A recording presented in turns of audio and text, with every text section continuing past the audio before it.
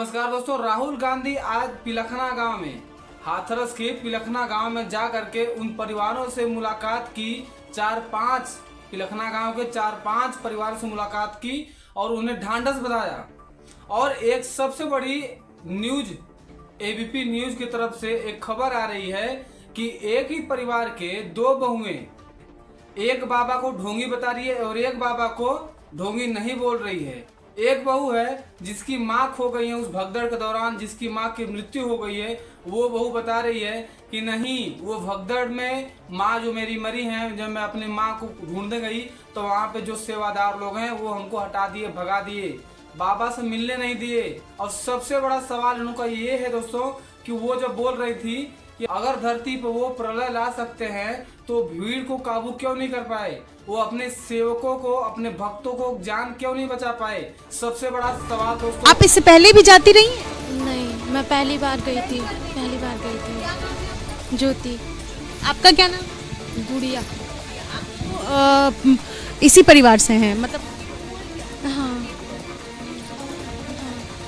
पहली बार गई तो क्या कुछ देखा आपने ज्योति? यही कि वो बाबा एक नंबर का ढोंगी है, सिर्फ और सिर्फ लोगों को बेवकूफ़ बना रहा है। नहीं तो इस तरह से भागना नहीं चाहिए था उन्हें। अगर ऐसा हादसा हुआ तो वो दिलासा दे सकते थे ना। जब उन्होंने दावा किया कि मैं प्रलय तक ला सकता हूँ तो ये सब रोक नहीं सकते थे।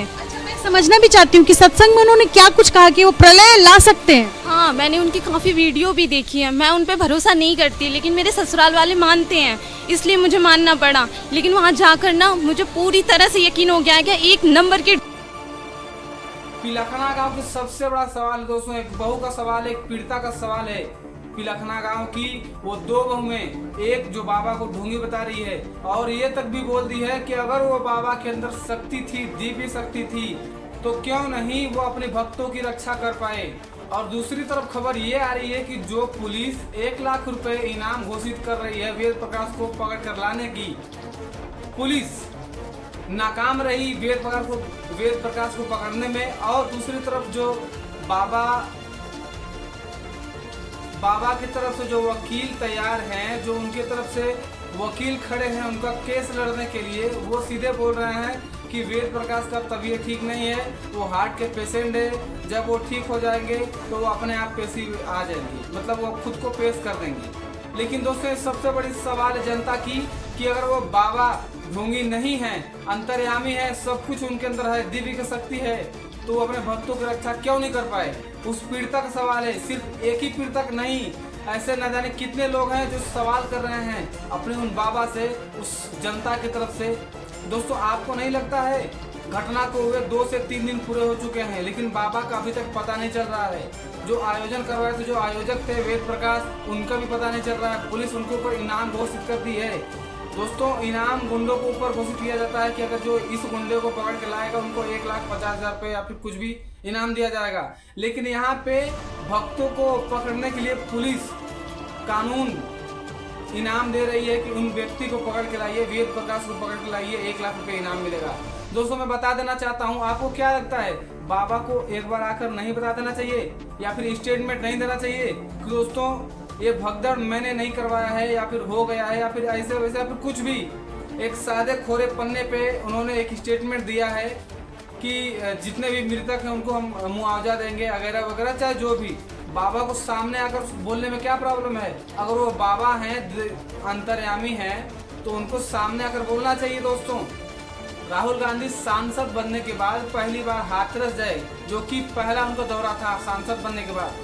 हाथरस जाने के बाद पीड़ितों से मुलाकात की और उन्होंने ढांढस बंधाया कि आपको न्याय मिलेगा।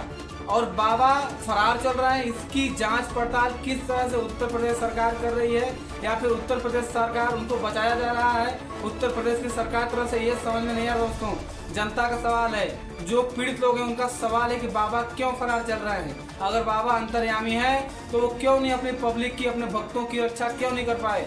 और इतने बड़े लफड़ा होने के बाद आज तक ये देखिए, सबसे बड़ी दोस्तों बात ये है कि वो सत्संग भवन के अंदर किसी भी रिपोर्टरों के जाने नहीं दिया जा रहा है। पुलिस गई 1.5 से 2 घंटे जांच करने के बाद अंदर किसी को नहीं जाने दे रही है पुलिस प्रशासन। क्या है असली सच्चाई ये किसी को नहीं पता। क्या बाबा भाग गए हैं? श्री नारायण साकार हरि क्या अंदर ही हैं, सत्संग भवन में ही हैं? पुलिस प्रशासन क्यों नहीं अंदर जाने दे रही है? ये सवाल खड़ा होता है दोस्तों, क्या बाबा साकार हरि अंदर ही हैं? तो अगर अंदर हैं तो उनको एक स्टेटमेंट आकर देना चाहिए, मीडिया को बताना चाहिए, या फिर उनको एक साफ शब्दों में बताना चाहिए पुलिस प्रशासन को कि पुलिस प्रशासन खुद ही बाबा से मिलने नहीं देने जा रही है किसी को भी।